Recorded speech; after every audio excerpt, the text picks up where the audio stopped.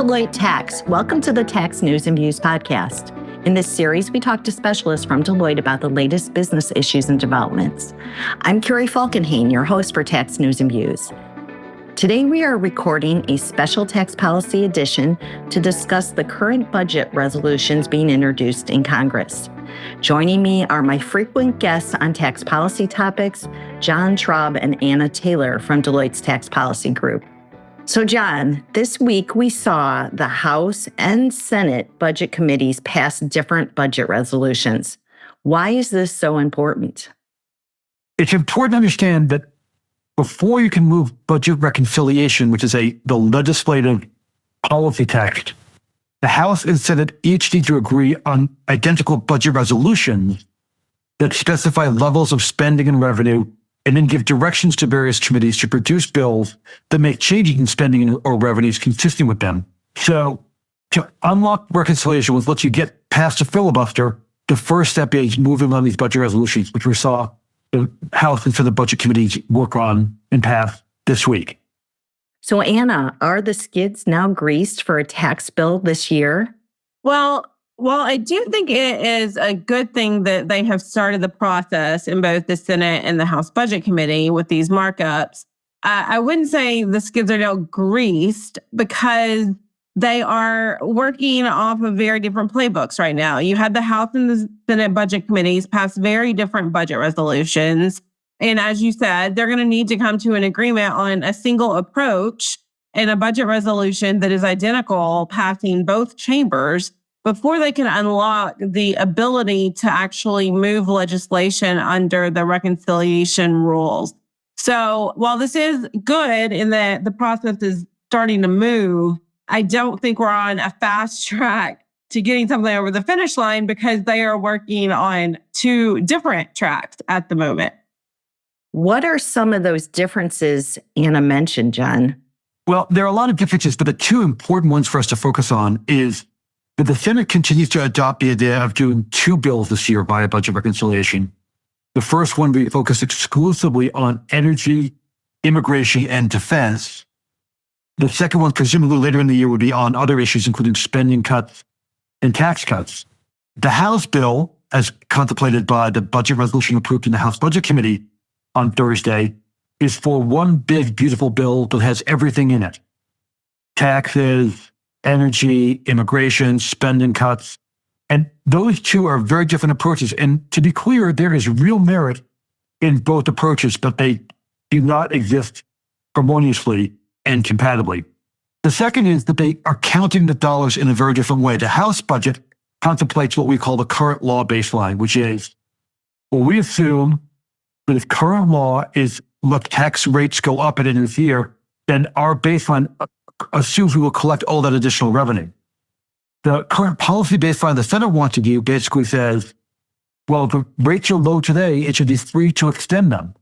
That is a major difference in how Congress normally would score the cost of tax and spending bills. It's not clear that this would survive muster with a Senate parliamentarian, and it surely wouldn't fool the bond markets. You know that even if you aren't paying for it, or you're saying it's free because of how you're counting, it would require the issuance of substantial additional federal debt to cover the borrowing costs of extending those tax cuts if they're not paid for. So very big differences between the two. And at the get-go, until those are resolved, you cannot open the door to actually moving on the policy bills to implement the spending and revenue changes contemplated by the budget resolutions. Anna, what does the House budget say about a future tax bill? Well, the House budget says that the Ways and Means Committee can put together a tax package up to $4.5 trillion in tax cut. However, in theory, that $4.5 trillion could potentially be reduced if other spending cut in the package don't total at least $2 trillion. So I think the way you have to think about it is that $4.5 trillion that you see in the resolution is really kind of a limit, a ceiling to what they may be able to do. And it may be lower depending on what they do on the spending side of the package. Now, the it's not clear whether the limitation based on the dollar value of the spending cut, the clawback, if you will, is actually binding. Is that limitation going to be binding in the Senate when you put a bill before the Senate parliamentarian and say, does policy language that includes a limitation to lower a reconciliation instruction, is that binding? Is that enforceable? I think that's an open question. I don't think we know yet. But regardless, I think that limitation being included, even just in a narrative way, could define the limits as to what can pass the House. You may not have the votes, even if you could say that the rule is enforceable and isn't enforceable in the Senate. If House members say, we don't care if it's enforceable in the Senate or not, we're not voting yes in the House if we don't abide by this limitation, then I do think that it's a real limitation in that sense, even if it's not binding. So, it was included because they needed the inclusion of that limitation to secure the votes of some of the House Budget Committee's fiscal hawks. And I do think that's an indicator of where that group of members in the House may continue to be as the process moves forward. Is $4.5 trillion enough to accommodate all the tax stuff the GOP wants to do? Well, the short answer is no. So we think the total of all of the TCJA provisions that are set to expire at the end of 2025, and then additionally, all the new policies that President Trump campaigned on, is going to be closer to $7-8 trillion, maybe even more, depending on how some of those new Trump policies are drafted. We just don't know because we don't have official scores. But definitely, we're talking about a package of policies that's going to come in well north of $4.5 trillion. So this would, if the House adheres to the $4.5 trillion limit that they put in the budget resolution and the markup, it's going to force some major policy changes as part of that package. Now, there are options in terms of how they could do that. They could add more revenue raisers to keep the net total to $4.5 trillion. You got to remember that's what they did in TCJA in 2017. You had a gross tax cut of around $5.5 trillion with about $4 trillion in base broadening. And so you had a net deficit impact in TCJA of $1.5 trillion. So that's why people should be paying close attention to things like a potential cap on a corporate SALT deduction or repeal of the employee retention tax credit, repealing some of the IRA energy credits. I think all of these things are going to be on the table because they're going to be looking for some ways to add revenue to the package. And they could also just decide to shorten the duration of the entire package to lower the cost because they do fewer years.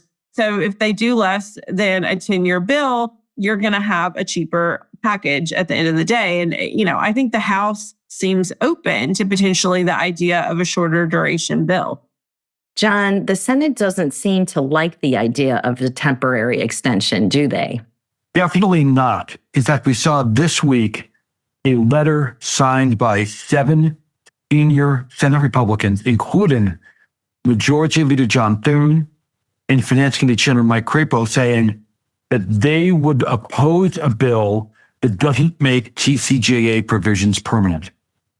Now, as Anna just said, it's very hard to do those things unless you come up with massive spending cuts or massive base broadening, unless the parliamentarian gives them the green light to adopt a current policy baseline. And again, there's open questions as to whether that works procedurally in the Senate. And I have questions of that even if the Senate parliamentarian let them do that, whether it would pass muster with House conservatives who are increasingly flexing their muscles on fiscal discipline.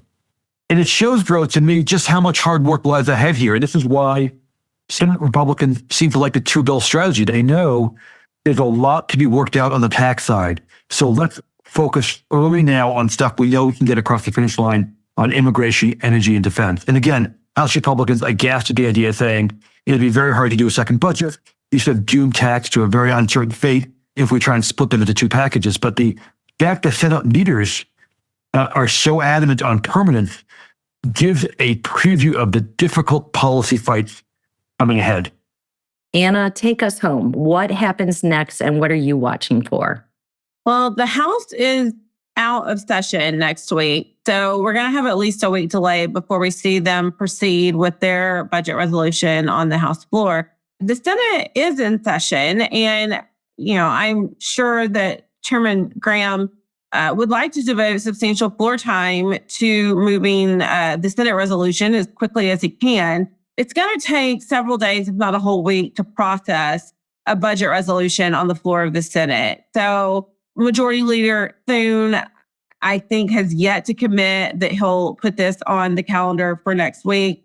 He's obviously under pressure to use, the limited valuable Senate floor time that he has for confirming as many of the incoming administration's nominees as possible. So there is a tension there between trying to move forward with the legislative agenda as quickly as possible and at the same time get as many of their nominees confirmed and into place as quickly as possible. So it's unclear how he's going to balance that over the next week or two. But without a doubt, when they do get to that process, the vote-a-rama process in the Senate on a budget resolution is a pretty rigorous exercise. It will take several days, and it is a pretty painful process for those members because it's really the only opportunity that any senator has to gain access to the Senate floor to have a vote on whatever they want to have a vote on. So you'll see votes on a wide range of issues, and it could take a number of days of voting before they finish that process. Now, I think what we're all kind of waiting to see as the floor process is starting to take shape in the House and the Senate, what we're waiting to see is if and when President Trump is going to decide to weigh in on these process questions to force the issue so that they line up on the same path. So far, he has chosen to focus on the what is in the package. He's talked, I think a lot to everybody on the Hill, House and the Senate side about the things he wants to see in the package, but he's not really pressuring them on the how or on the, like one bill versus two bills strategy. But I think it's really possible that could change if he gets frustrated because things are bogged down and not moving quickly because they have the differences of opinion process. He's going to want to see action on his priorities, I think, probably sooner rather than later. And that might mean he has to weigh in on the process, even if it's not his preference to do so. Well, thank you both so much. I truly look forward to our next conversation. I'm sure it's going to be a very interesting year this year from a tax policy perspective. If our audience would like more information, you can go to Deloitte.com and sign up for a weekly electronic newsletter for Tax News and Views. Just go to Deloitte.com and search on Tax News and Views, and you'll see it there. Thank you, as always, for listening, and I hope you tune in again for our next episode. In the meantime, I hope everyone continues to be well. Take care.